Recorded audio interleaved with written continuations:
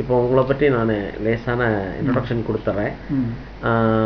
இவங்க என்னோட சித்தப்பா. ஜோதிடத்தில் மிக நல்ல வல்லுனர் இவங்க. இவங்கள்ட்ட நம்மளுடைய சித்தஞான சபை, மச்சமுனிவன் சித்தஞான சபை வலைத்தள அன்பர்களுக்காக சில கேள்விகள் கேட்டு அதை நேரடியான பதிவாக இப்போ பதிகிறேன். இப்போ முதல் கேள்வி, ஐயா, ஜோதிடம் என்றால் என்ன? ஜோதி என்பது கடவுளின் வடிவம். ஜோதி என்பதே இறைவன். உலகில் உள்ள உயிர்கள் அனைத்தும் இறைவனின் வடிவம். உலகில் உள்ள உயிர்கள் அனைத்தும் இறைவனின் வடிவம் என்றால் அந்த உயிர்களின் நடத்தைகள், அவைகளுக்கு நடக்கின்ற பலாபலன்கள் ஏன் மாறுபடுகின்றன என்றால், அந்த இறைவனுடைய வடிவமாக இருக்கின்ற அந்த உயிர்கள் பூமியின் மேல் வாழ்கின்ற பொழுது அவற்றை சுற்றியுள்ள கிரகங்கள் 9 கிரகங்களினுடைய ஒளியின் பிரதிபலிப்பால் பாதிக்கப்படுகின்றன. சந்திரனுடைய ஒளியினால் அவனுடைய புத்தியும், புதனுடைய ஒளியினால் அவனுடைய அறிவும், வியாழனுடைய அறிவினால் அவனுடைய செல்லம் தேடுகின்ற முயற்சியும், இவ்வாறு பல பண்புகள் மாறுபடுகின்றன. எனவே அவற்றை பற்றி அறிந்து கொள்வதுதான் ஜோதிடம். நல்லது. ஜாதகம் என்றால் என்ன? சூரியன் தன்னுடைய பாதையில், சுழற்சி பாதையில் வருகின்ற பொழுது பூமி எந்த இடத்தில் இருக்கிறது, அந்த பூமியினுடைய எந்த இடத்தில் இருக்கின்றதோ அந்த இடத்தில் இருக்கும் பொழுது ஒரு உயிர் 30 நாட்களில் எந்த நாட்களில் பிறக்கிறதோ அப்போது அந்த கிரகங்களினுடைய ஒளி பிரதிபலிப்பால் அவனுடைய நடத்தையில் ஏற்படுகின்ற மாற்றங்களே அவனுடைய ஜாதகம் என்பது. அவனுடைய நடத்தை மாற்றங்களும் அவனுடைய பண்புகளும் எவ்வாறு அமையும், எதிர்காலத்தில் எவ்வாறு அமையும், இறந்த காலத்தில் அவன் எவ்வாறு நடந்து கொண்டிருப்பான், இனிமேல் எவ்வாறு நடப்பான் என்பதை பற்றி அறிந்து கொள்வதே ஜோதிடம் என்பதாகும். ஜாதகம் என்பதாகும். இப்போ அடுத்தது,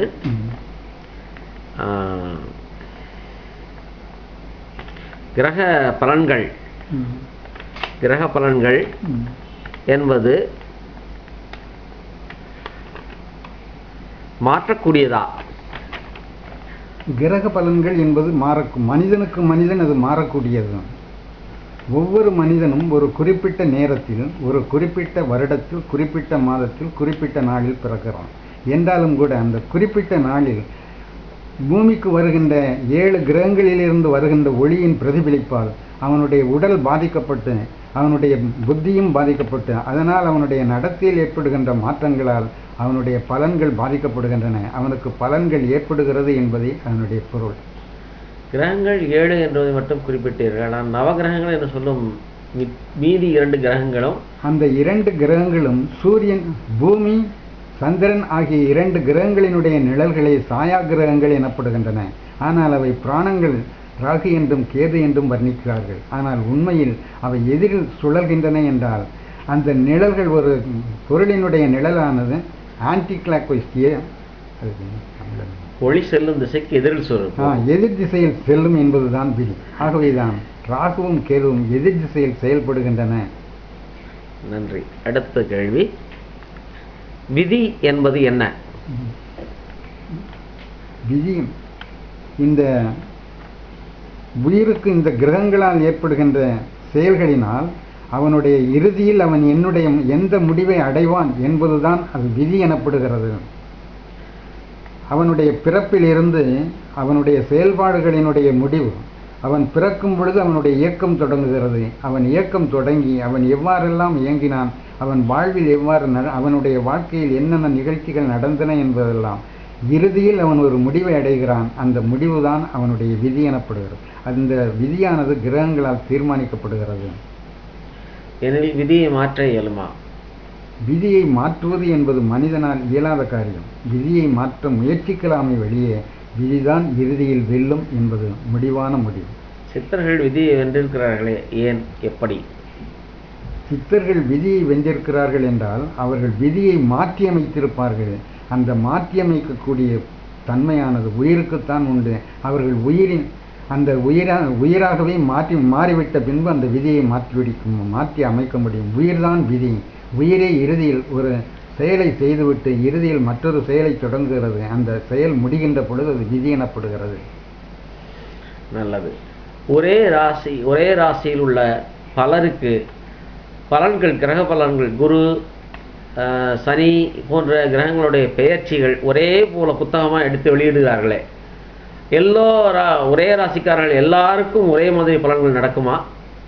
எல்லா ராசிக்காரர்களுக்கும் ஒரே மாதிரி பலன் நடப்பது என்பது இயலாத ஒன்று.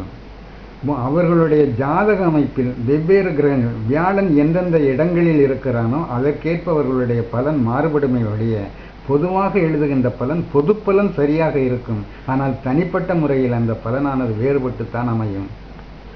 எனில் தினம்தினம் என்ன நடக்கிறது என்பதை நாம் தெளிவாக தெரிந்து கொள்ள ஜாதகத்தில் வேறு சில விஷயங்கள் என்ன இருக்கின்றன, அதாவது திசை, புத்தி, சித்திரம், அந்தரம் என்று பல விஷயங்கள் இருக்கிறது. இதை பற்றி கொஞ்சம் விளக்கி கூற முடியுமா? ராசி என்பது ஒருவனுடைய நீண்ட கால பலனையும், அம்சம் என்பது மத்தியம கால பலனையும், கோச்சாரம் என்பது குறிப்பிட்ட சில நாட்களில் அல்லது ஓரிரு வாரங்களில் அவனுக்கு ஏற்படுகின்ற பலனையும் பற்றி கூறுவதுதான் அந்த மூன்றும்.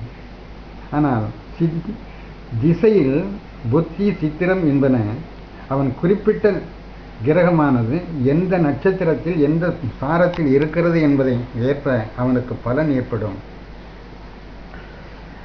சித்திரம், அந்தரம் இவையெல்லாம் எதற்காக ஏற்படுத்தப்பட்டுள்ளன? அவற்றின் தன்மை என்ன? சித்திரம், அந்தரம் என்பவை ஜோதிடத்தின் மிக நுண்மையான பலன்களை அறிந்து கொள்வதற்காக ஏற்படுத்தப்பட்டிருக்கிறது. ஆனால் ஒவ்வொரு ஜாதகத்திலும் அந்த புத்தி, சித்திரம், அவற்றின் அமைவு இவற்றை நன்கு ஆராய்ந்து அறிந்தால் அவற்றை